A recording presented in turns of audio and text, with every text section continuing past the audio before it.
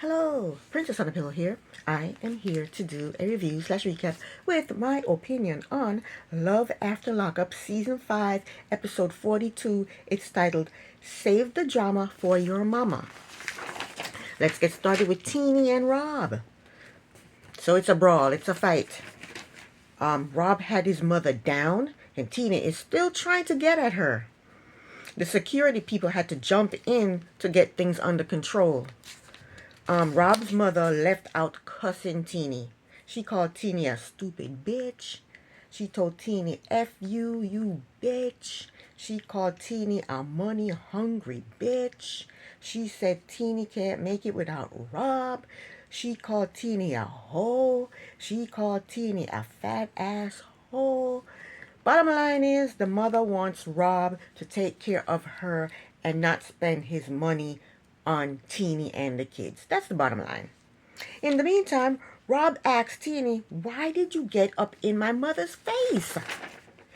And then Teeny got upset with Rob and told him that she's been there for him all the while he was in prison. The mother hasn't been there for him.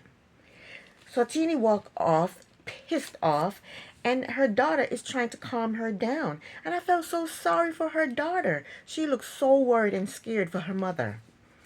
Rob felt like his mother and Teeny are both pulling him. One is pulling him this way, the other one is pulling him that way. They're pulling him in different directions. Teeny, Rob, and the kids are driving home, and Teeny is saying how she lost her nails during the brawl, and Rob is saying how his chain got broken trying to break up the brawl. So they got home, and Teeny said that she wants nothing to do. She does not want to have a relationship with Rob's mother since the stunt. But she is the one that got physical first. So when they got home, Rob apologized to Teeny and the kids. And then the kids went to take showers. And then Rob and Teeny, they start talking. And Rob asked Teeny, why did she get into his mother's face? And he asked her that again. And Teeny said, because she was talking shit. Teeny told him to work on his relationship with his mother, but she does not want a relationship with his mother. And that's not going to work. They're married. He can't have a relationship with his mother and she not have one either. I mean, that means she can't come to the house when Teeny is there. I mean, she can't go to functions. Teeny can't come to functions. That's not going to work. I feel bad for Rob because he's right. They're pulling him in different directions. He doesn't know whose side to take or what to do. He said his mother wants money from him, but he just doesn't have it. Of course he doesn't have it. He has to take care of his own kids. He has to take care of his own family.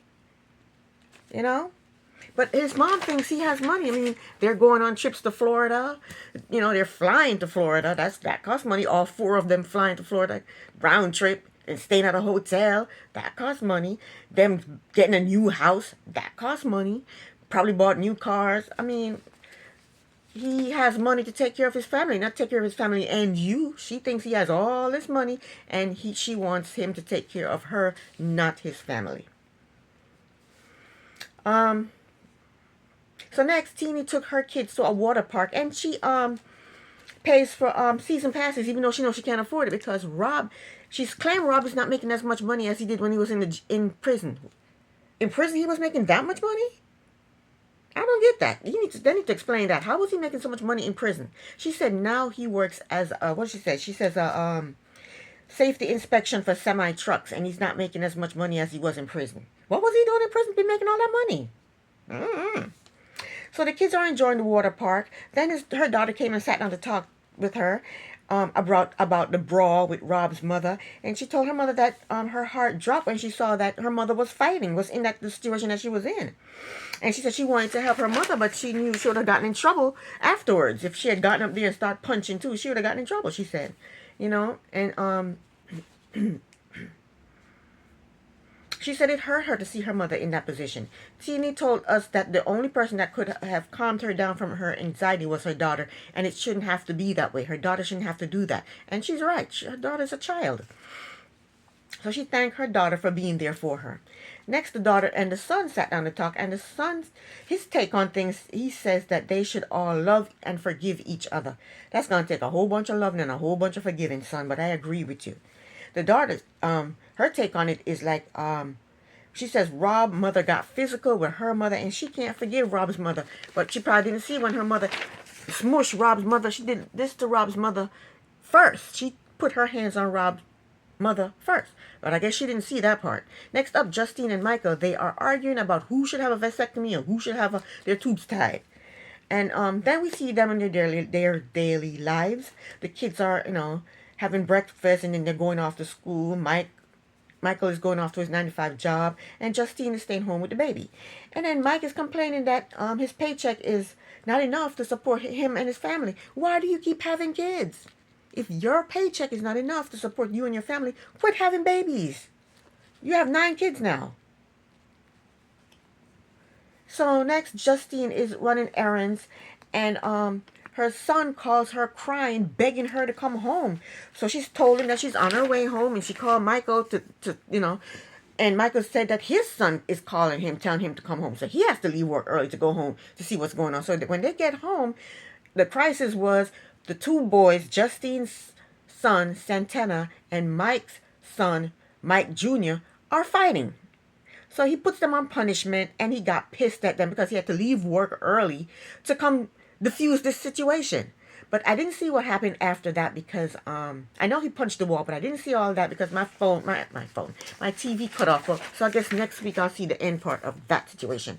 Next up, we have Melissa and Louis. They go for a walk on the beach in 30-degree weather. And they seem to be getting along well. Louis is working at a pizzeria and at a smoothie shop. And he also does personal training, and he sells nutritional products. So they're doing well for themselves. Louis wanted them to plunge themselves in the ocean as a commitment to their relationship. So they got undressed and they went into the water way deep, but they didn't like it. They were freezing their asses off. Okay? So they get dressed, and now Melissa is pressuring Louis to get married. And Louis wants to wait. He wants to save up enough money to buy her a nice ring, to buy her the ring that she wants. She wants a 2-carat ring, and he wants to save up enough money to buy her that ring. But I don't know what her hurry is. What is your hurry? He's there with you. Just chill out. She wants an expensive ring, and Louis told us that he is saving up to get her that ring, but he doesn't want her to know about it. So next we see Louis at work at the pizzeria, and his mother called to check up on him. And he told his mother that he's going to propose to Melissa, so he wants to go ring shopping. The mother is not on board with that. She don't like Melissa. Especially when he told her how much the ring is going to cost. He said he's thinking of spending $10,000 to $12,000 on her ring. And the mother is not happy with that. He said he wants to make Melissa happy. That's why he's going to spend that much money. All his savings on the ring. His mother is shocked at the amount that he plans on spending on the ring. So she offers up her ring to give to Melissa. And Louis said no. He wants to give Melissa the ring she wants. He does not want to disappoint her. I thought that was nice of his mother, though, to offer her ring to Melissa, even though she doesn't even like Melissa.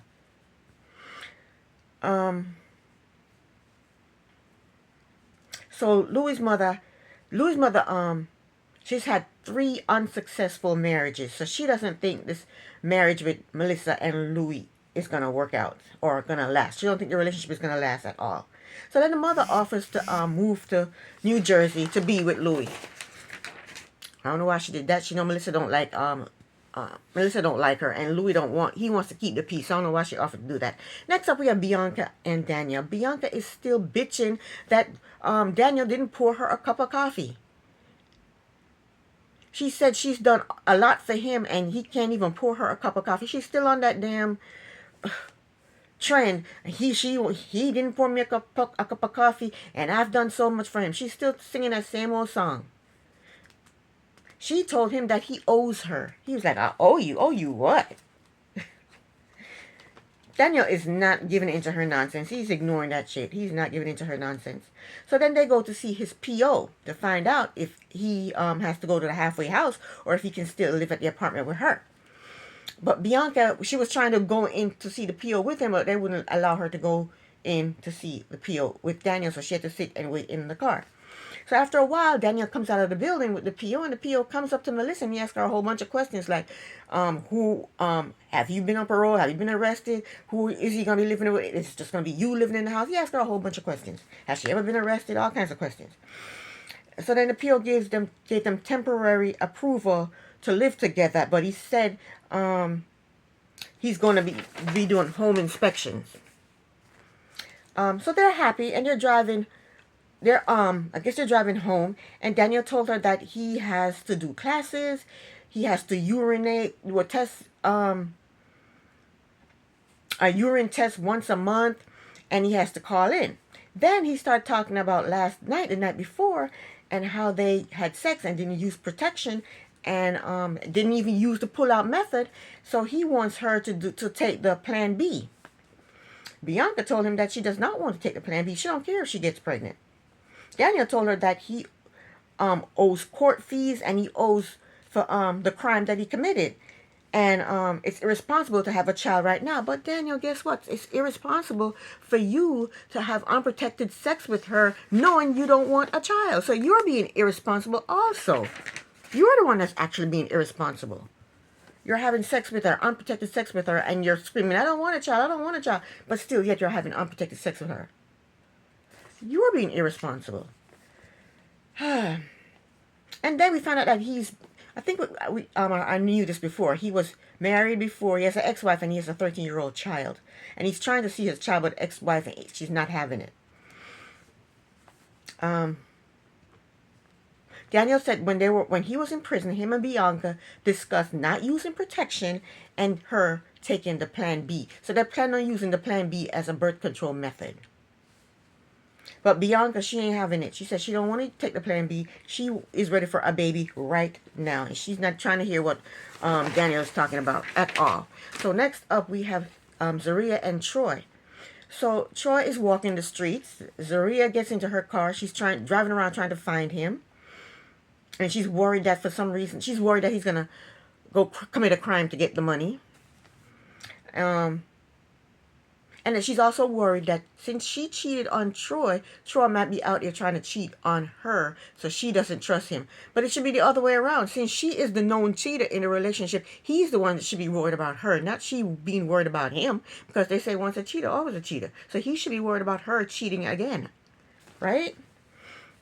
So she says she don't trust him. So she's driving around trying to find him. So she claimed that she's worried that he might go get the money from somewhere. She claims she's worried about that, but really what she's worried about is him finding somebody to cheat on her with.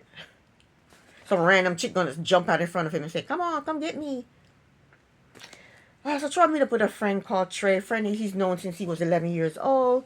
Him and Trey sat down and talked and smoked a blunt, and he told Trey about Zaria not telling him about them being in debt and how he's thinking of going to the streets to get the money. But we know Troy is not going to do that. Troy is not another Arthur. He's just saying this for the cameras. So Trey told him, don't do that. You know, get the money the right way. Make the right decision. So then Trey drove him home. Then when he got home, Zaria's outside waiting on him. She goes in on him about leaving and she not knowing where he was. And in their confessional, she apologized to him for not telling him about them being in debt with the rent, not that she hadn't paid the rent for 2 months. She apologized for not, telling him that she hadn't paid the rent. And then outside in the house, we saw them hug and kiss and meet up. Last but not least, we have Brittany and Keyrock. So they are not approved to move to Texas, so they are staying at a motel. They go check out the motel. They don't like the motel, but Brittany said she just needs to clean it. She said it triggers her to stay in a motel because I think when she got arrested, she was in a motel. She was living in a motel. I don't know. She said motels are triggering to her. So then we see... I don't understand why they're having such a fuss. Because the guy said he's going to submit their paperwork and it's going to take about 30 days to see if they're approved or not. And then the mother and the brother, they can go ahead and go down to Texas and stay at the house, while they're waiting to see if they get approved. So I don't see what the big whoopla is all about. So Keyrock, he's scared to tell his mother. He's terrified to tell his mother. I don't see why, because his mother can still go to Texas. Nothing is stopping her from going to Texas. Nothing is stopping the brother from going to Texas. What's the big deal? So he's scared to tell his mother. Because he claims she's moving her whole life to Texas. But anyway, Key Rock calls the leasing agent. This doesn't even make any sense. Why did he call the leasing agent? He called the leasing agent to say to them, I may not be able to get approved to move to Texas. Will I be able to get my deposit back? Will I be able to get my first month deposit money down that I put down, the first month rent money that I put down? Will I be able to get that back? The leasing office lady told him no. No, you can't get that money back because we took that property off the market so that so that nobody else look at the property. If you get your money back, we're losing money. So no, you can't get your money back. I don't even know why he called the leasing office, because the mother can move down there and stay at the apartment or the place wherever they're supposed to be living at, right? So next, Key Rock, he told his brother, and his brother's like, you better tell mama, she's gonna be pissed. So he told his brother. So next, the mother is outside. She's ready to get in her car and drive off to Texas. So that's when Key Rock decides to tell the mother that they haven't been approved to move to Texas. The mother is upset. She's pissed off. She's going off. And then Key Rock says, but you knew it was a possibility that that this was not going to happen. He said, we knew we were taking a leap of faith. So he knew that what he was doing wasn't right. He knew he should have waited to get approval first before packing up to leave. What the hell? So why was he acting so surprised last episode? And getting so upset, man, we have nowhere to go with. But you knew this was going to happen. You knew there was a possibility that this would happen. So why was he acting so upset and so surprised? This storyline is fake and dumb. It's fake and dumb. So then the mother drives off and goes to Texas. Like I said, she should have in the first place. So why was he calling the leasing office? Talking about if we can't make it, if we can't come down there, when the mother was going to go down there anyway. This storyline is fake. It's a fake phony line. Fake, dumb phony line. Well, that was the end of the episode. This is the end of my review. Thank you so very much for watching. Princess on a Pillow here. Bye.